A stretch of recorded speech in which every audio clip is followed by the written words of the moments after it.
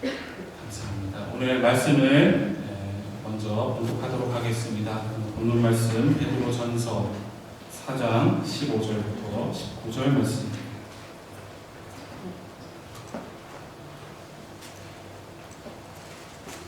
베드로전서 4장 15절부터 19절 말씀을 함께 봉독하겠습니다.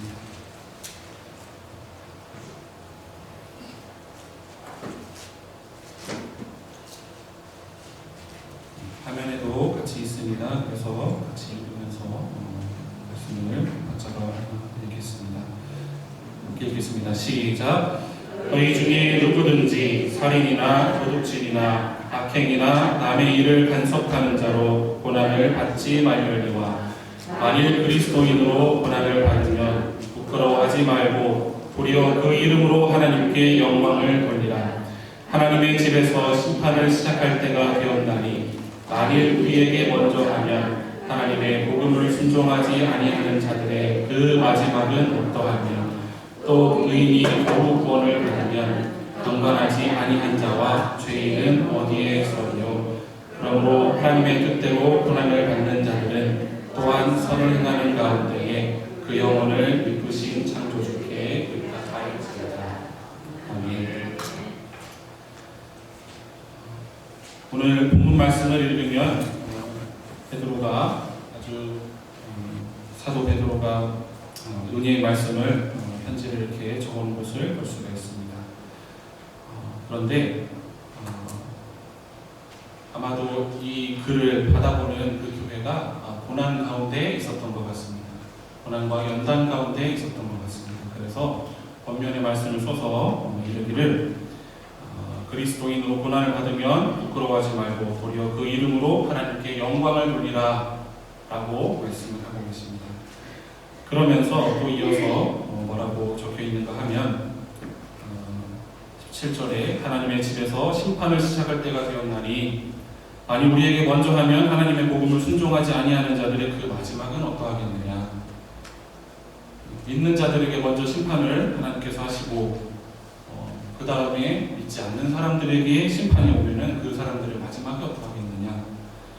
또한 18절에 보니까 의인이 겨우 구원을 받으면 경건하지 아니하는 자와 죄인은 또 어디에 있겠느냐. 그러면서 그런 것들을 생각을 하면서 지금 당하는 고난을 기쁘게 그리고 영광스럽게 받을 것을 주문을 하면서 또 마지막에 선을 행하라. 그 가운데에 그 영혼을 이끄신 창조주께 의탁할지어다 라고 이렇게 마무리하고 있습니다. 자, 그런데 우리는 오늘 16절에 있는 부끄러워하지 말고, 고난을 부끄러워하지 말고 라는 표현에 조금 집중을 해서 보자 합니다. 제가 한 가지 여러분께 질문을 드려보겠습니다. 우리가 성경을 표현할 때 여러 가지 말로 표현을 합니다. 성경을 뭐라고 표현하는지 여러 가지가 있습니다. 하나님의 말씀 또 좋습니다. 다 정답입니다. 지금 하나 나왔지만 정답을 말씀해 주셨습니다. 또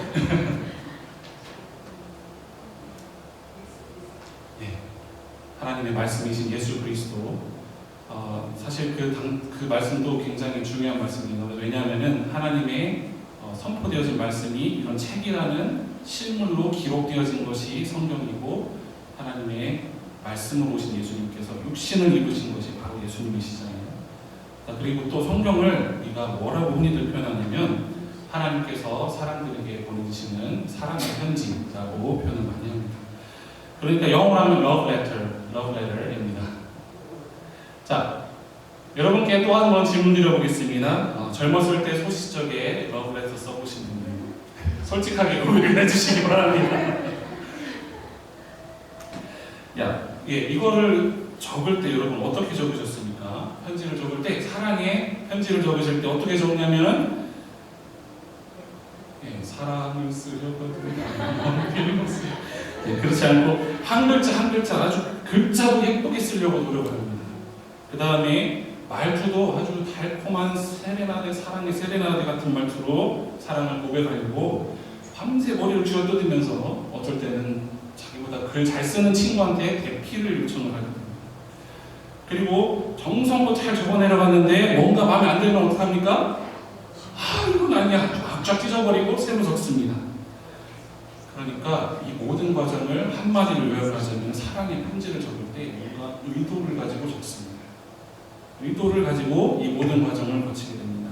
무슨 의도냐? 사랑하는 상대에게 사랑하는 마음을 표현하고자 하는 의도를 가지고 적기 때문에 단어도 표현도 문장도 거기 들어가는 내용도 고르고 골라서 적게 되는 것입니다. 여기 미국에는 마더스데이가 있지만 한국에는 어버이날이 있습니다. 어버이날에 아이들이 뭘 합니까? 부모님께 편지를 씁니다.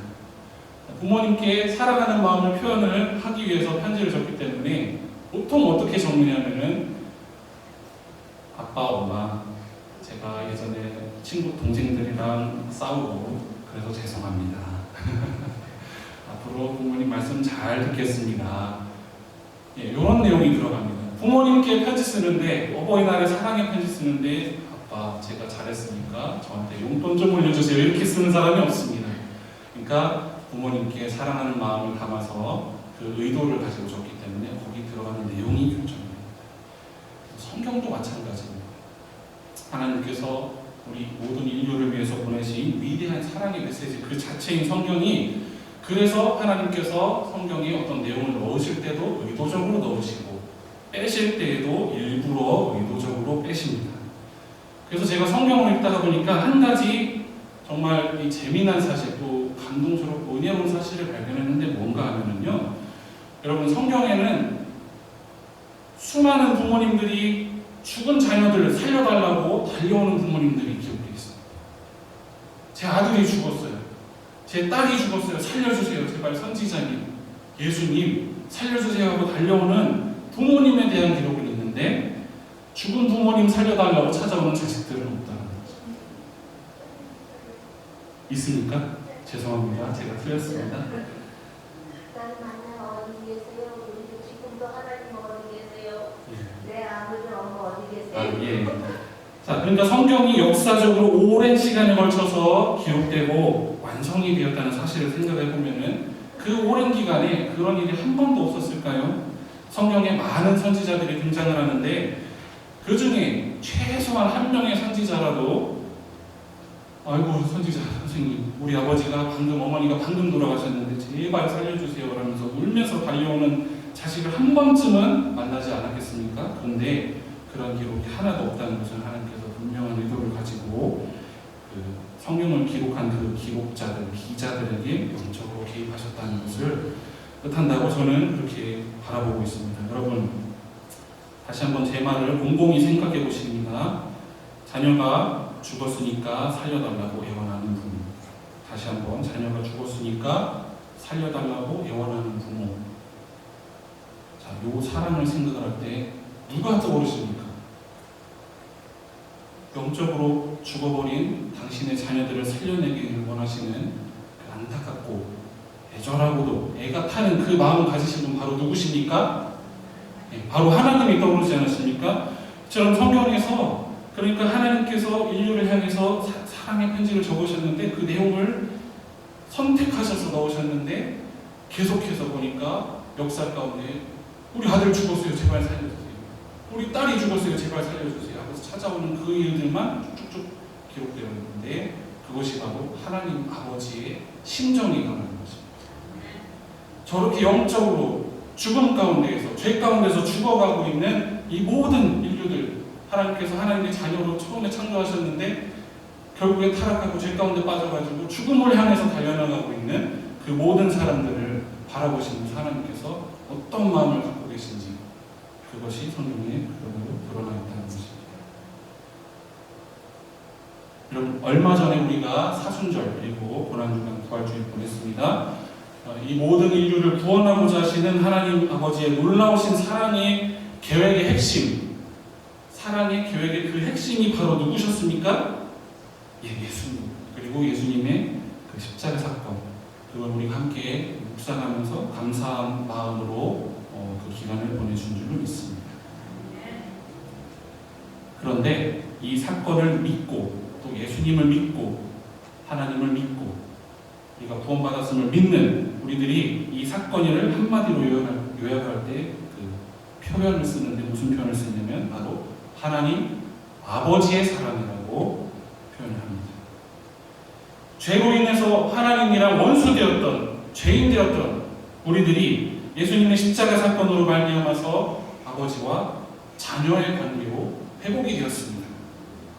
집을 나갔던 탕자가 회개하며 돌아와가지고 그리고 그의 아버지가 허겁지겁 달려나가서 그 아들을 맞이하던 것처럼 하나님과 우리의 관계가 다시금 사랑의 관계로 이어지게 되었다는 것입니다. 이게 얼마나 놀라운 은혜입니까? 믿으십니까? 아멘. 한번 우리 하나님께 감사의 표현을 해보겠습니다. 하나님, 감사합니다. 아버지, 사랑합니다. 하나님께 하는 겁니다. 저희 아버지 말고 하나님께 하는 겁니다. 오늘 아버지께는 또 다음에 예. 그런데 여러분, 아까 제가 러브레터라고 표현했는데 연인 관계에서나 부모 자녀 관계에서나 정말 사랑을 하면 어떻게 되는지 아십니까? 부끄럽기는커녕 자랑스럽습니다. 예. 자녀가 예를 들어서 집에 불이 났어요. 그 자녀를 구하기 위해서 불 속에 뛰어들었던 아버지의 얼굴에 화상이 입었습니다. 그 자녀가 부모님을 사랑을 하면요, 그게 부끄럽습니까? 자랑스럽습니까? 자랑스럽습니다. 연인 간에, 부부 간에 남편이 그렇게 직장을 잃고 실직을 했어요. 그래서 집안 경제가 무너져 내립니다. 아내가 같이 경제를 세우려고 식당에 가서 이렇게 하다가 손이 엉망진창이 되어버렸어요. 그게 부끄럽습니까? 자랑스럽습니까? 자랑스럽습니다. 하나님께서도 마찬가지입니다. 하나님께서 하나님 아버지의 사랑이라는 주제를 우리가 머릿속에 두고 성경을 읽다 보면은요, 하나님께서 부끄러워하지 않으시는 세 가지가 있습니다. 우리를 바라보시면서 부끄러워하지 않는 세 가지. 첫 번째, 자기를 낮추시고 십자가 고난을 당하시는 것을 부끄러워하지 않으셨습니다. 히브리서 2장 6절부터 7절 말씀입니다. 화면을 함께 보겠습니다. 제가 읽겠습니다. 그는 근본 하나님의 본체시나 하나님과 동등됨을 취할 것으로 여기지 아니하시고 오히려 자기를 비워 종의 형체를 가지사 사람들과 같이 되셨습니다. 근본 하나님의 본체와 동등하신 예수님께서 또 어떻게 되셨는지 보겠습니다. 히브리서 12장 2절입니다. 요거는 같이 한번 읽어보겠습니다. 시작. 믿음의 주요 또 온전하게 하시는 이는 예수를 바라보자. 그는 그 앞에 있는 기쁨을 위하여 십자가를 참으사 부끄러움을 게으르지 아니하시더니 하나님 보좌 우편에 앉으시느니라. 십자가를 참으사 부끄러움을 게으르지 아니하셨습니다. 예전에 한 아들이 있었습니다. 이 아들이 아주 천방지축 문제아였습니다. 사고 뭉치에다가 아주 그냥 기행 청년이었습니다.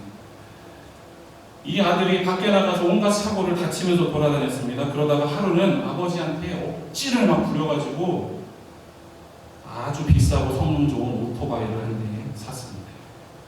그 오토바이를 이제 샀으니까 자랑도 하고 신나게 밤에 스피드를 즐기면서 다니다가 사고를 내고 버렸습니다. 이 사고가 어떤 사고인가 하니 이제 전적으로 이 아들에게 잘못이 있는 사고였습니다. 다행히 다치거나 돌아가신 분은 없었는데 이 아들이 전적으로 잘못이 있는 그런 사고가 되었습니다. 그래서 결국에 경찰서로 연행이 되고 말았습니다. 그 사고 소식을 듣고 그 아버지가 어떻게 됐을까요? 한밤중에 그 새벽 2시 그때 아버지께서 달려갔습니다. 한 걸음에 달려와가지고 사고를 당한 상대방한테 계속 허리를 숙이면서 머리를 조아리면서 사죄를 했습니다. 죄송합니다. 한 번만 봐주세요. 상대방이 처음에는 합의를 안 해주려고 하다가 아버지가 저렇게까지 이혼하는 것을 보고 마음이 녹아내려서 결국엔 합의를 해줬습니다. 이제 그 일을 마치고 나니까는 벌써 막 새벽 3시 이렇게 돼버렸습니다. 아버지가 아들을 차에다 태우고 이제 집으로 돌아갑니다. 이 아들이 집을 나와서 살면서 오랜만에 보는 거라 서로가 대화가 없었습니다. 그런데 아버지가 무슨 일이 일어났는지 혼내지도 않고 그냥 무조건 묵묵히 집으로 운전을 해서 가고 있었습니다. 근데 아들은 마음속에 아까 경찰서에서 아빠가 자존심도 없나? 어떻게 그렇게 고개를 숙일 수가 있는가? 어떻게 그렇게 굽신거릴 수가 있는가? 자존심 상해. 답답하고 미웠습니다. 근데 하루 종일 열심히 일을 하시고 새벽에 아들을 위해서 달려오셨던 그 아버지가 너무 피곤하신 나머지 졸음운전을 하셨어요. 그래가지고 갑옷을 꽝 하고 들이박았습니다. 사고가 좀 크게 나서 아버지가 머리에서 피가 철철 나게 했습니다. 그래서 기절했다가 두 사람이 달려들었다가 이렇게 정신을 차렸는데 아버지가 정신을 차리자마자 이렇게 묻습니다. 아들아, 괜찮냐? 아빠가 사고를 해서 미안하다. 그리고서는 다시 정신을 잃었습니다. 아들은 사고가 났는데 머리에 피가 줄줄 흐르는데 자기를 걱정해 주셨던 그 아버지의 모습, 자기 때문에 잠도 못 자가지고 그래서 사고가 났는데 자기 탓은커녕 미안해 하시던 그 모습을 잊을 수가 없었습니다. 눈을 떠도 그 모습, 눈을 감아도 그 모습, 일어나도 그 모습, 앉아도 그 모습, 누워도 그 모습, 꿈을 꿔도 그 모습, 책을 읽어도 TV를 봐도 그 모습. 결국에 아들이 과거의 잘못된 삶을 청산하고 가족의 품으로 돌아와서 바르게 살아가기 시작했습니다. 하나님께서 똑같습니다. 우리 죄를 지은 우리들을 위해서 독생자 아들 예수 그리스도를 보내주시고 우리 죄를 대신하여서 이 땅에 낮은 몸으로 오시고 우리 죄를 대신하여서 십자가 고난 당하시는 일을 부끄러워하지 아니하신 줄로 믿습니다. 두 번째, 하나님께서 또 무엇을 부끄러워하지 않으시냐면요, 우리들의 하나님이라 일컬음 받으심을 부끄러워하지 않으셨습니다. 히브리서 11장 16절 말씀입니다. 이렇게 함께 읽겠습니다. 자, 시작. 그들이 이제는 더 나은 온향을 사모하니 곧 하늘에 있는 것이라. 이러한 하나님이 그들의 하나님이라 일컬음 받으심을 부끄러워하지 아니하시고 그들을 위하여 한 성을 이루셨습니다. 결단코 우리 스스로의 힘으로 구원에 이를 수 없었던 흉악한 죄인이었던 우리들을 구원해 주시는 것도 모자라서 뭐라고 하시냐면은 우리의 하나님이라 일컬음 받으시기를 부끄러워하지 않으신다는 것입니다. 그냥 구해만 주고 구해줬으니까 됐지? 너 우리 하나님이라고 하지마, 부끄러우니까. 그러실 수도 있으시잖아요. 그런데 구원해 주신 것도 모자라서 우리의 하나님, 우리 믿는 사람들의 하나님, 우리 자녀들의 하나님 일컬음 받으시기를 부끄러워하지 않으셨습니다. 마치 여러분 초등학교 때, 여기는 국민학교죠. 저도 중간에 국민학교, 소학교 없으시죠? 소학교 없습니다. 국민학교 때 가을운동회에서 아들이, 딸이 달리기를 나가서 1등을 했습니다. 그러면은 저 아들이 내 아들이요. 오늘 이 맛있는 거 내가 다 쏘겠어. 아이스크림 맛있게 드시고. 그런 자랑스러워 하시는 그 부모님처럼 우리들을 바라보시면서 저들이 내 자녀들이고 우리가 우리의 하나님이라고 말하는 것을 부끄럽게 여기지 아니하시고 자랑스럽게 여기시는 것이 바로 우리 하나님의 사랑입니다. 자, 세 번째. 자, 이거는 안전벨트를 단단히 매고 들으셔야 됩니다. 뭐라고 하시냐? 형제라 부르시기를 부끄러워 아니하셨습니다. 이게 무슨 말인가? 아니네. 어떻게 하나님이 형제요? 자, 히브리서 2장 11절 보겠습니다. 자, 함께 읽겠습니다. 시작. 거룩하게 하시는 이와 거룩하게 함을 입은 자들이 다 한 근원에서 나옵니다. 그러므로 형제라 부르시기를 부끄러워하지 아니하시고. 와우. 하나님의 아들은 독생자 예수 그리스도 한 분뿐입니다. 아멘입니까? 그런데 우리가 믿음으로 말미암아 하나님의 자녀가 되었습니다. 맞습니까? 그러면 우리가 독생자 아들은 아니지만, 예수님은 아니지만은 법적으로 예수님과 같은 자녀의 권리를 누리게 하신다는 것입니다. 그래서 방금 읽었던 히브리서 2장 11절 말씀에서 이르시기를 우리를 예수님께서 형제라 부르시기를 부끄러워하지 않으신다는 말입니다.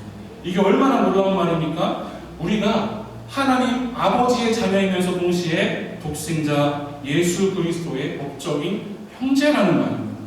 여러분 다들 잘 아시다시피 고대 이스라엘에서 법적으로 입양된 자녀들, 그 자녀들은 원래 진짜 피를 나눈 자녀들과 똑같은 권리를 누릴 수가 있었습니다. 그래서 우리는 재림하시는 예수님과 함께 하나님 나라를 다스리면서 살아가리라는 약속을 받게 된 것입니다. 하나님은 반드시 약속을 이루시는 줄로 믿습니다. 자, 그러면 하나님은 우리를 부끄러워하지 않으시는데, 그러면 우리는 어떻게 해야 되겠습니까? 우리는 다 받고 땡 하면 되겠습니까? 받고 땡, 아이고 감사합니다 하고 주머니에 싹 놓고 입 싹 닦으면은 안 되겠습니다. 아버지의 자녀되고 또 아들의 독생자들의 형제된 우리들은 어떻게 해야 되겠습니까? 자, 여기도 말씀이 있습니다. 정말 신기합니다. 첫 번째, 우리는 하나님의 복음을 부끄러워해서는 안 되겠습니다. 로마서 1장 16절 말씀입니다. 이거는 제가 읽겠습니다. 로마서 1장 16절 눈으로 잘 따라오시기 바랍니다. 내가 복음을 부끄러워하지 아니하노니 이 복음은 모든 믿는 자에게 구원을 주시는 하나님의 능력이 되니라. 먼저는 유대인에게요, 그리고 헬라인에게로다. 아멘. 가끔 보면 복음을 부끄러워하시는 분들 계십니다.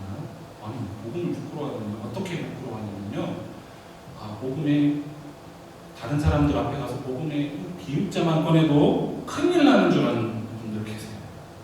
그래서 다른 사람, 특히 가족들, 친구들, 요즘에 한국 사회에서 이런 분위기가 있습니다. 특히 기독교인들한테 이런 분위기가 있습니다. 아니면 지하철에서든 길거리에서든 복음에 막 복음하려고 입만 열어도 종교 강요한다. 종교 강요한다. 그래서 아주 도덕적으로 최악의 행동처럼 이렇게 여기시는 분들이 가끔 계십니다. 그런데 바울이 분명하게 뭐라고 선언하고 있는가 하면 나는 복음을 부끄러워하지 않는다. 왜냐하면 복음은 구원을 주시는 하나님의 능력이기 때문이다. 내가 구원을 받았는데 그걸 가지고 구원을 받았는데 왜 부끄러워하느냐? 아까 처음에 말씀드렸던 것처럼 그 아버지 어머니 얼굴에 화장 난 거, 저 화장 때문에 내가 생명을 건졌는데 내가 그걸 왜 부끄러워하느냐? 바울이 이렇게 선언하고 있는 것입니다. 여러분, 복음을 부끄러워하지 않으시기를 주님의 이름으로 축원드립니다. 복음은 우리를 살려주신 구원의 수단, 구원의 길이었기 때문에. 자, 그 다음에 두 번째로 뭘 부끄러워하지 않느냐면 오늘 본문 말씀에 나왔던 바로 그 내용입니다. 베드로전서 4장 16절 같이 읽어보겠습니다. 시작. 만일 그리스도인으로 고난을 받으면 부끄러워하지 말고 오히려 그 이름으로 하나님께 영광을 돌리라. 바로 앞에 15절에 뭐라고 되어 있냐면요, 도둑질이나 악행으로 고난을 당하면 부끄러워해야 된다. 그런데 그리스도인으로서 고난을 당하면 부끄러워할 일이 아니라 오히려 하나님께 영광을 돌려야 할 일인 것입니다. 도둑질을 한 사람이 이제 감옥에 갔습니다. 감옥에 가서 너무 힘들어요. 친구도 못 만나고 맛있는 것도 못 먹고 자기가 자고 싶은데 깨우고 일어나 있고 싶은데 자라고 두드려 패고 도둑질한 사람이 감옥에 가서 힘들면 그건 부끄러운 일입니다. 그런데 우리나라 동계올림픽 금메달 아주 유명한 선수 있죠? 누구입니까? 김연아 선수. 김연아 선수가 금메달 따려고 훈련하면서 먹고 싶은 것도 안 먹고 자고 싶은 것도 잠을 줄이고 발에 물집이 터져가면서 연습을 합니다. 힘들죠. 그런데 그 힘들어하는 것은 오히려 자랑스러워요. 금메달리스트들, 올림픽 선수들이 금메달 따려고 열심히 훈련해서 그 고난을 받고 있으면은 그것은 자랑스러운 일입니다. 여러분, 주님을 위해서 고난당하시는 일을 절대 부끄러워하지 마시고 오히려 여러분의 훈장을 삼으시길 바랍니다. 그리고 하나님께 영광 돌리시기를 주님의 이름으로 축원합니다. 이 세상이 점점 악해져 가고 있기 때문에 주님의 이름으로 받을 고난이 점점 커져가고 있습니다. 세상이 어지러워지고 혼탁해지면서 기독교 얘기만 꺼내도, 예수님 얘기만 꺼내도, 십자가 얘기만 꺼내도 사람들이 이제 아주 안 이쁘게 보면서 심지어 종교의 자유가 허락되어 있는 미국에서조차 핍박이 다가오고 있습니다. 그런데 그것을 우리가 두렵거나 부끄러워하거나 하지 않고 오히려 감사함을 받으면서 영광스럽게 여겨야 될 줄로 믿습니다. 마지막으로 또 무엇을 부끄러워하지 않아야 하는가 보니까 선행과 선한 양심을 부끄러워하지 않아야 되겠습니다. 베드로전서 3장 16절 말씀입니다. 함께 마지막으로 읽겠습니다. 시작. 선한 양심을 가져라. 이는 그리스도 안에 있는 너희의 선행을 욕하는 자들로 그 비방하는 일에 부끄러움을 당하게 하려 합니다. 세상 사람들이 믿는 자들에게 이렇게 말을 합니다. 왜 그렇게 멍청하게 사느냐? 왜 그렇게 한심하게 살아가느냐? 왜 그렇게 답답하게 살아가느냐? 먹을 것도 좀 먹고 마실 것도 좀 마시고 화 낼 것 좀 내고 때리고 싶으면 좀 때리고 거짓말도 좀 하고 이렇게 편하게 쉽게 가면 되지 왜 그렇게 답답하고 멍청하고 한심하게 사느냐라고 비방하고 오히려 욕을 합니다. 그런데 방금 읽은 베드로전서 3장 16절 말씀에서 뭐라고 하시냐면은 그렇게 비방하는 사람들이 오히려 부끄러움을 당할 것이다. 베드로가 성령의 감동을 받아서 당당하게 선언하고 있습니다. 우리 믿는 사람들이 선한 양심을 가져야 될 줄로 믿습니다. 그리스도 안에서 예수님의 그 사랑 안에서 그 받았던 사랑을 가지고 선행을 베풀어야 될 줄로 믿습니다. 선행이라고 하니까 아주 어려움이 돋는 그런 선행만 있는 것이 아니라 여기서 말하는 선행은 하나님을 향한 선행도 있습니다. 어떻게 내가 하나님께 선한 일을 할 수가 있습니까? 그것이 아니고 하나님께 여기서 영어로 하는 good deeds, 하나님께 좋은 일, 바른 일, 올바른 일, 선한 일을 바로 한다는 것입니다. 이런 걸 하는 것을 부끄럽게 여겨서는 안 됩니다. 예전에 이런 일이 있었다고 하죠. 식사 기도를 학교에 가가지고 이렇게 기도를 하는데 부끄러우니까 이렇게 기도를 못하고 하늘을 보고 잠깐 3초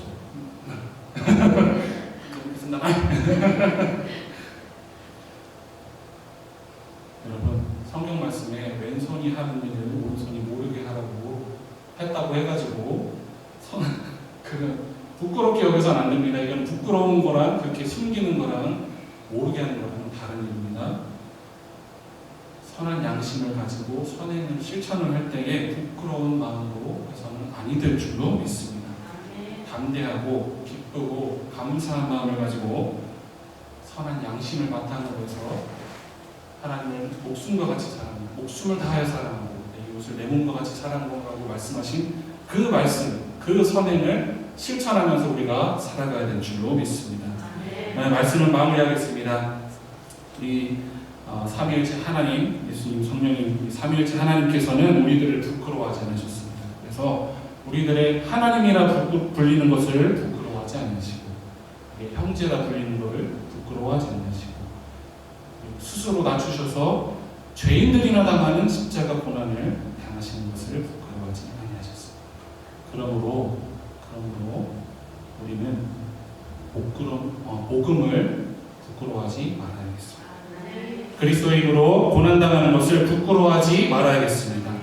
선한 양심과 그리고 선행을 가지고 살아가는 것을 부끄러워하지 말고 오히려 자랑스럽게 여겨야 되겠습니다. 이 모든 것이 하나님의 은혜로 이루어진 일입니다. 그리고 이 모든 것이 그 은혜에 감사하는 마음을 가지고 말씀에 순종해야지만은 이루어지게 될 줄로 믿습니다. 이 모든 것이 인간의 노력을 가지고 하나님 제가 해보겠습니다. 하나님 안장만 계세요. 제가 아주 정성껏 부끄럽지 않게 제가 한번 해보겠습니다. 안장만 계세요. 걱정 마세요. 손끝도 까딱하지 마시고 가만히 계세요. 이것이 아니라 하나님 그 은혜에 감사드립니다. 하나님 주님 말씀에 순종하겠습니다. 그 순종조차도 하나님께서 이끄시는 대로 따라가게 하여 주시옵소서 할 때에 이 모든 것이 하나님의 뜻대로 이루어질 줄로 믿습니다. 다 같이 찬양하시겠습니다.